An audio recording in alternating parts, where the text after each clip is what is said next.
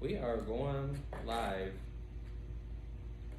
We're going to be in 1 Corinthians 13. Of course, we are going to be reading out of the King James Version, and the word of the day is charity, but all the other Bible translations translate that as love. So instead of charity, we're just going to use love. Verse number 1 says, "Though I speak with the tongues of men and of angels, and have not charity, I am become as sounding brass or tinking cymbal. And though I have the gift of prophecy and understand all mysteries and all knowledge, and though I have all faith so that I could remove mountains and have not charity, I am nothing. And though I bestow all my goods to feed the poor, and though I give my body to the burned and have not charity, it profiteth me nothing. Charity suffereth long, and is kind. Charity envieth not. Charity vaunteth not itself, is not puffed up, doth not behave itself unseemingly, seeketh not her own, is not easily provoked, thinketh no evil, rejoiceth not in iniquity, but rejoiceth in the truth, beareth all things, believeth all things, hopeth all things, endureth all things. Charity never faileth, but whether there be prophecies, they shall fail. Whether there be tongues, they shall cease. Whether there be knowledge, it shall vanish away. For we know in part, and we prophesy in part. But when that which is perfect is come, then that which is in part shall be done away.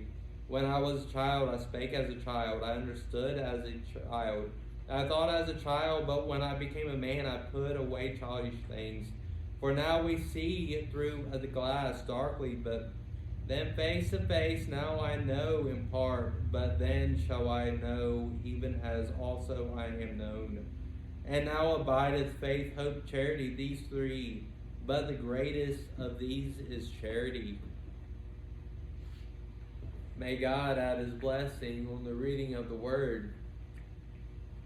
Paul picks up where he left off last week on spiritual gifts, and I'm sure everyone has heard this chapter before. This chapter is most often quoted in celebrations and events like weddings, but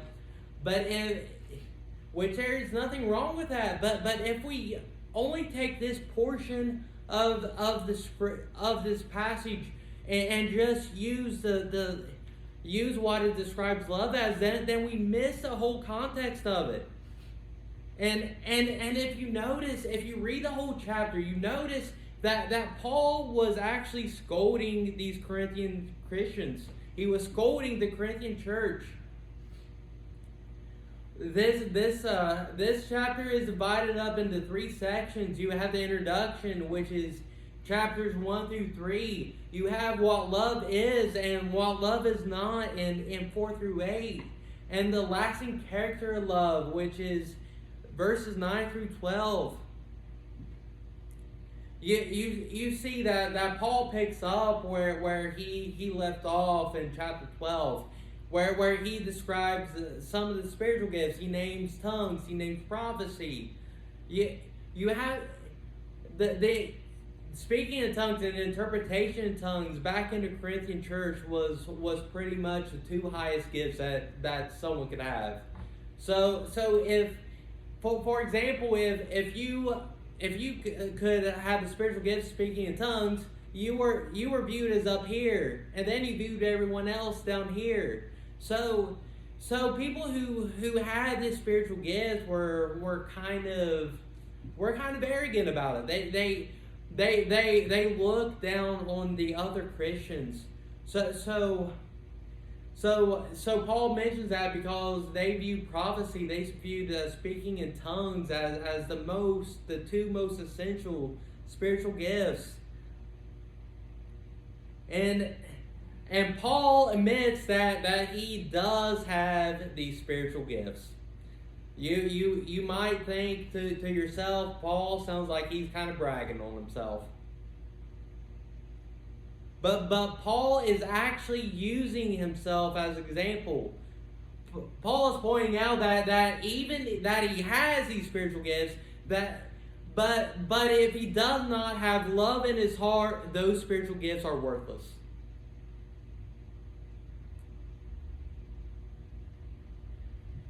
We see, which brings us to verses 4 through 8, what love is not.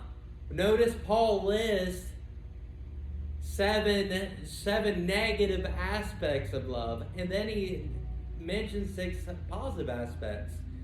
Whenever he goes into his little discourse, that love is not envious, love is not boastful, love is patient, love is kind, and so on. So why does Paul feel like he has to mention what love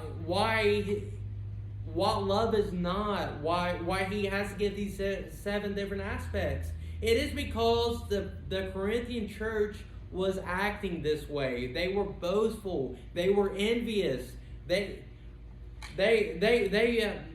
Those with more significant spiritual gifts, as they viewed, were boasting. They were proud. They thought they were better than the Corinthian Christians that never had this significant spiritual gifts.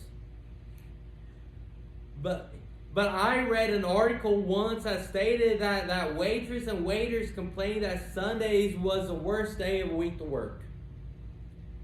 I thought as I read this article that my faith was going to be strengthened by what I was about to read. I thought the article would state how these servers would rather be with their families worshiping in church. I was disheartened when the article went on to say that the server's complaint was, on Sundays the restaurants are filled with impatient, rude, and sometimes obnoxious people dressed in their Sunday's best, who rarely, if at all, ever gave a tip. Now apparently these Christians had forgotten what they had just heard at worship or in Bible class. Something as simple as Christ's command to love each other couldn't be accomplished 30 minutes after hearing this command. You see, we may be faithful in going to church. We may be in leadership roles. We may have all these gifts that the Lord has blessed us with. But if we don't have love in our hearts, then our gifts and our leadership positions and even our Christian witness is meaningless. Then you have the 6 aspects of love that Paul mentions. And once again, these are quoted at celebrations like a wedding or a celebration of love. It's true, love can be all of these things, but we will not achieve this love during our lifetime. This love can only come from God. But we should be working on loving like this. It brings me to our last point, the superiority of love, which is verses 9 through 12. Paul speaks of perfection in this passage.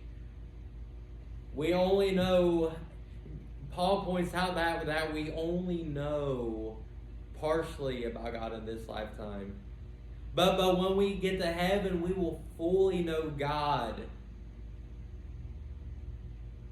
Notice a baby talk Paul's giving. Just think, whenever you all were babies, you were little savages.